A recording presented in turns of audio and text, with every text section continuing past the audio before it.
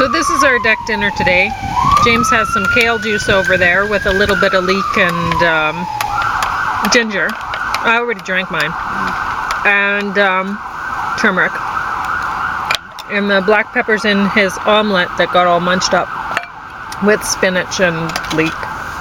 And then the cauliflower balls there that are yum. And he has 100% whole grain bread. Yeah, Dempster toast. Dempster. Dempster. And I already ate one of these while I was waiting for him, and I have a couple of those cauliflower balls. So we have the same number of cauliflower balls that we're eating. And I'm going to be having this ethical bean coffee, but I don't have one of those makers, so I have to cut into it and put it in my other thing. It was given to me. I'm very thankful.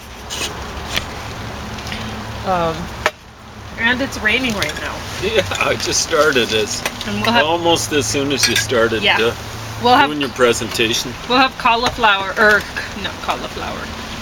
cantaloupe for dessert. Yeah, that's some good cantaloupe, I'm telling you. Yeah. It's anything like I tried to make these coffee pods by just sticking it on top of the cup, but it doesn't work at all. Just gonna have to cut them apart. We're often given things like this, the pods, I don't know why, but this one is apparently compostable, so I can take this and just stick it out in the garden, which is kind of handy. But yeah, when we're going to the food bank or whatever, we often get these things, what are they called, Kruger or something? Coffee maker pods? They're given to us. I'm very thankful. I don't have one of those machines, and I think it's funny, like sometimes some of the other people at the food bank, or even one of the person who gave them out asked, "Do you even have one of those?" Nobody does. I don't think anybody who goes to the food bank has one of those makers. But that's what we're given because that's what's donated, right? Yeah, kind of weird. Don't want to look at gift horse. No way, it's great. And I shouldn't even be drinking coffee, but yum. And so I am. Is it decaf or is it... No, it's medium roast. It's delicious. Oh, okay. Let's see what the reaction is like. I'm only having one cup. James says coffee makes me angry. I never said that. Yeah, you did. It makes you cranky. There's a difference.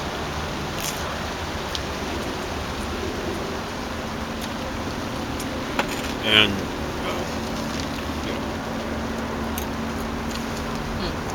there's a huge difference. Okay. Anyway, I'm going to be talking about Men in Black. I just wrote a few notes. Men in Black International stars Chris Hemsworth and Tessa Thompson, which is a great name. Not Emma Thompson. No, Tessa. I saw her in something recently, but it's not this one. Excuse me, what? Tessa Thompson. Emma Thompson was in one of these things. I don't know. Was she in this? No. Was she? A big, tall woman with white hair. That was in this, wasn't it? Oh, maybe she's a relation to Emma Thompson. Well, I don't think so because she's African American, Tessa Thompson. Oh, and she's a pretty good actor. Yeah, she would. But anyway, but I don't know. Maybe so. Maybe adopted or something. Or maybe. No relation. I have no idea. Anyway, I put down that the movie wasn't great, but entertaining enough. Subtitles were microscopic. Were there even subtitles? Wow. There must have been at some point. Okay. So microscopic, I didn't see them. No, where did I? Yeah, I guess there must have been some in there. The next one I think has. No, it was that one.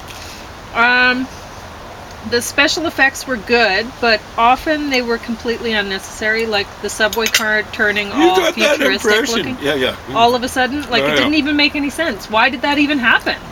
There's this scene that's I'm sure they were very excited about the special effects, but what's the point? That's kind of like what you'd expect out of new media out of the university. Anyway, they did a pretty good job with them, but that's the one that stood out as being gratuitous. Yeah, totally. So anyway, the next one I'm going to talk about is Brisby 17, which is a documentary. I gotta say though, before we move on, sorry for interrupting, but I didn't realize Hemsworth could act. You know, he's got a sense of humor. I think he was just playing Thor, you know, that way. He's actually not that bad. I thought he was dull and wooden, man. And you know, I saw him playing a race car driver earlier, several years back. He did a pretty good job there, so. Okay. Not bad. I just thought he was all muscles, particularly between the ears, but there we go. All right. Oh, so I guess with this, I can just chuck it out in the yard. There we go. Yeah. Composted. Along with all the cherries. Well, composting. Someone thinks we're wasting. I don't know. She can think whatever she wants. Well, she was saying it was a waste, and it's not a waste because all the stuff goes back. It's a cycle. Well, that's the thing. Is naturally a fruit tree, wood fruit, and the people, whether they're humans or other animals living nearby, or the ants or the whatever, they get at the fruit and they compost internally, release it into around the tree again, and the cycle of life, it continues. You know, the compost, the tree, and along the way we break it down. But how it works now is it doesn't go that way, right? So I don't mind at all. Like I was telling the woman, I said, okay, so I have to start where James is talking about this woman who is he caught stealing the cherries at nightfall. Yes. You know, her story is she wasn't stealing. Why are you doing it at nightfall? Yeah, because that's when the predator's hunt is dawn and dusk. Yep. So you can just see. I was hoping she isn't going to be seen. Yeah. And anyway, so she was caught, and she red-handed because I was watching for a long time. And still, when she came to me, she was saying, "Oh, you know," she said, "Well, the cherry's not like it's on the alley and this and that and whatever." And she said, "You know, where I come from, alleys are just fair game. You know, it's." Kind of thing, and whatever. Well, she was kneeling in the alley, but she was reaching right in. Yeah. The cherry tree she keeps pointing at is the trunk grows in the alley, but when she was saying, "I thought that tree was in the, isn't that tree in the alley?" I'm going, thinking to myself, not saying to her, but that's not the tree behind you watching. Yeah, exactly right. So that was the little story she had because she figured that she'd be able to hear anyone sneaking up on her. I came out very slowly out of the house because I didn't want to wake up Pauline, and most particularly I didn't want to wake up the dogs who would have woken up Pauline. Yeah. So I was going very, very quietly, and then I saw her. I gotta admit, I snuck up her last second. I was just sitting there, you know, kind of like. Well, you were kind of having some fun.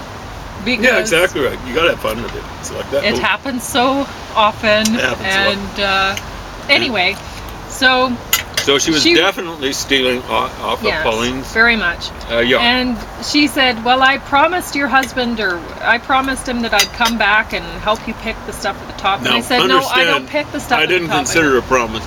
I considered it kind of like a low-yield threat. You know, I never wanted to see her again, really, but... anyway, so... She made that big promise. I'm going to get some more bread. That was fantastic. So anyway, she comes back, right? She's talking to me, and I said, "Well, I don't want anybody besides me picking my fruit and my food from my yard. I don't want anybody in my trees." Well, previously she'd taken some tomatoes off here. Yeah, by her own admission. So I had brought the tomatoes into the conversation too, because I was trying to point out to her that we don't want to see her. It's again. Like she said, well, people probably they're taking or whatever. Maybe people take because they think it's an abandoned house, and it's like, does this look abandoned to you? Like, I have a Paulina- patio, Paulina- umbrella, I have, Paulina's so even sunflowers growing up to outside. the eaves. And and plus I have Chihuahua. Anybody Dark who and walks by knows it's not an abandoned house. And so that's just ridiculous. And so she's going around all sorts of ways that she could try to think of, oh, well, they're Well, she not thought you stealing. were a It's just renter, right? Yeah, and so it's just all this stuff, right?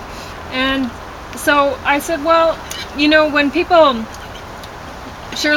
look at the peat bales alongside the house with the hose hooked up to it and this and that, then they know that just the peat bales didn't put themselves there. It's not just growing wild, right? And she's saying, oh, I thought the cherries were just wild. And it's like, really? You thought this was just in a private yard? You think that it's just wild? Wow. Yeah. So, and I told her, you know, you can, because she was saying, oh, I see you have some apples too. And I'm like, yeah, and I do this and that with the apples. And I'm telling her, and she's like, I said, you can pick apples off city property. Just call urban forestry, find out where you're allowed to do it, this and that. So they're kind of growing wild in the parks. Well, it's Crab for apples. public. It's for public, right? Yeah. When you look at public property, then you think, maybe public would be allowed.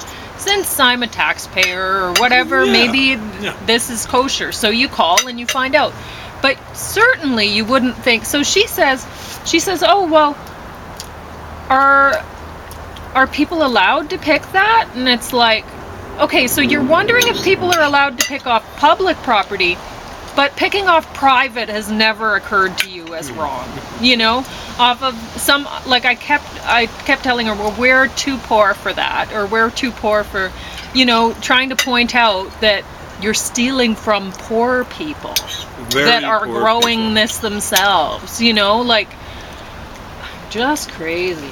Anyway, so that's so where speaking of crazy, in case you're watching this, Jean, I actually remembered her name. Now, you shouldn't do that. You shouldn't tell people's names on. Well, it's just a person. Okay. All right. You do what you want to do. She needs some help. That's all I was going to say. You need some help. Get it. Don't bother us anymore. All right. So anyway, Brisbee 17. It's a documentary about copper mining town in Arizona that stopped mining. Some workers went on strike in 1917. Town officials, some volunteers, loaded the strikers onto rail cars and deported them to New Mexico. A police official at the time put his own brother on a rail car. The brother reached through the rails to grab his brother and threatened to kill him and his whole family. Like the police officer was telling him, you stay out of town and da-da-da-da-da.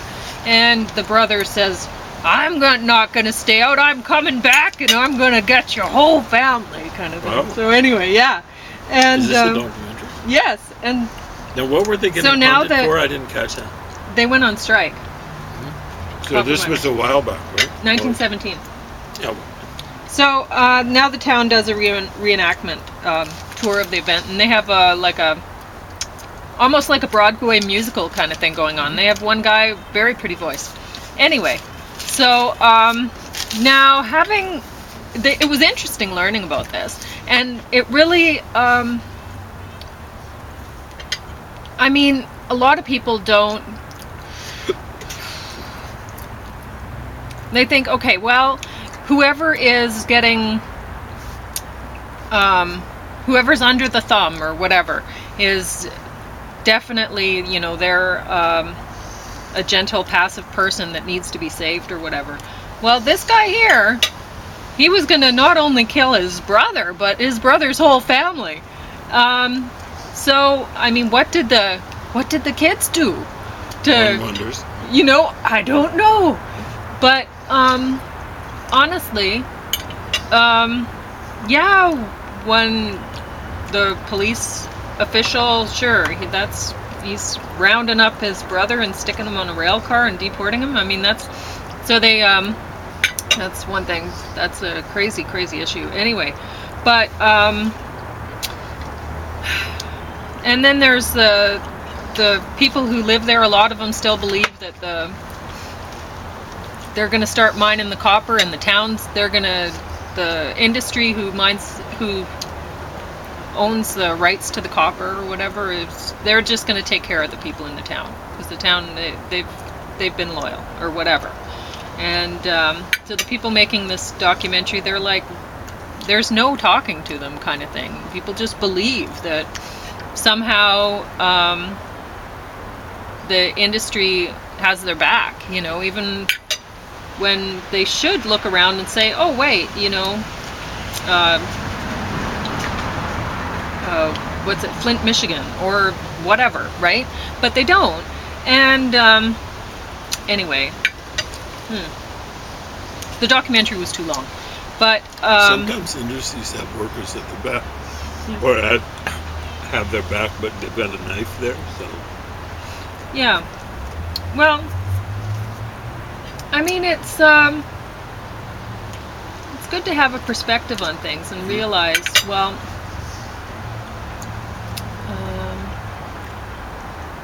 the people like who aggressors don't have anyone's back, is what I'm trying to say. So whether the police official was he was an aggressive sort of person, and he has a brother who's an aggressive sort of person, and probably the owners of the business that's mining the copper, they're aggressive kind of people too, and you can't really expect aggressive kind of people to be gentle and kind and have your best interest at heart, really, honestly. So. Sure, this was 1917. What? This documentary is about something that happened in 1917. I think so. Yeah. I wonder when in the year was. You see, that's when the Russian Revolution occurred. So, the Americans might have been hard butting people because they were seen as being an extension of that revolution. The idea that the Russians had initially was at least the rest of Europe was going to revolt. You see, this is during World War I. And they did, like in Germany, they had a revolution that you never hear about. They're the ones who surrendered to the Allies. So that might put it into context. Now that revolution, the first stage of it was fairly early in the year. The second stage was late. So I think it's before the commies took over, the Bolsheviks under Lenin. But and the first stage of the revolution there was a lot of anarchy and stuff like that, and there was a fair amount of violence, but it wasn't like when the communists took over. So in the United States, if it was a response to that, it's probably over response. The other thing is sometime during that year, the Americans joined the war effort on the side of the Allies, and this might have been seen as part of it might have been seen as being, there are different rules that tend to apply when there's a war. So it might have been seen as sabotaging the war effort. So, it was bad to be a union member way back then. I mean, in many cases, businesses would, I think it's a little bit before this, but they tend to hire Pinkerton and stuff like that to break the strikes up, for unions up, really.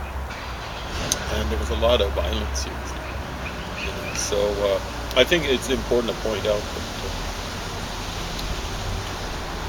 in some ways things have gotten worse since I was a kid, since 1968. But overall, when it comes to rights for workers, and my dad was only 6 years away from existing at this point in time. So in his lifetime, it's almost 100 years things, in at least some places, have improved for business, for workers. One of the problems that's happened is that left wing has lost its way. They really don't focus on workers' stuff. Fact is, white male workers, they don't really represent anymore. They're just like the Democratic Party and the NDP Party. It's what they've gone for is ethnicity and gender, right? So they've frozen them. And of course, what's happened is the working class has turned away from, because they don't get the support of all white women and stuff like that. They don't get much. 38% apparently of Latino voters in the United States voted for Donald Trump. Go figure. You know, it's amazing how badly really the Democratic Party has done in the United States. You know, since I was a kid, they've added, the United States has added maybe 45 million Latinos. That should have, it used to be that they were sitting like this, neck and neck, and they still are sitting neck and neck, the two parties, Republican and Democrat. But, the Democrats should be whatever percentage of 45 million votes, like maybe half of them or something like that. It's ridiculous. You should be 22, the Democrats down there in the United States, you should be 22 million votes ahead or whatever. You're not. And it's because you've lost votes amongst working class people. And you've got some skunks in that party that are intentionally alienating white male union members. So, same thing happened in Canada with the NDP. So, pull the plug on the NDP. I pull the plug on things that are brain dead. So, I understand I'm not right-winger. I'm going to be voting strategically. I will vote for the NDP if it looks as though I have to beat someone like Doug Ford or whatever. I can't see myself voting for the Conservatives unless they're up against real, like Nazis or neo-Nazis or something like that. But I'll be voting Green. I'll be voting Liberal, whatever it takes. But anyway, this. It's not a tempest in a teapot. It looks like right now, like with Trump and stuff like that. But Trump has been manufactured by regressive, progressives, fake left-wing, stupid people. Sorry. No, it's fine. I had nothing more to say about Brisbane 17. I really don't think either of those, the movie or the documentary, worth it. No, you were saying the Brisbane thing was too long. Too long. Maybe twice too long, half an hour. More than that, too long. I do think it's an important issue. Yeah. I think it's important that people know about history and know about the nature of people, and but I don't think this documentary is worth watching. That's all. All right, let's get in before we get rained out.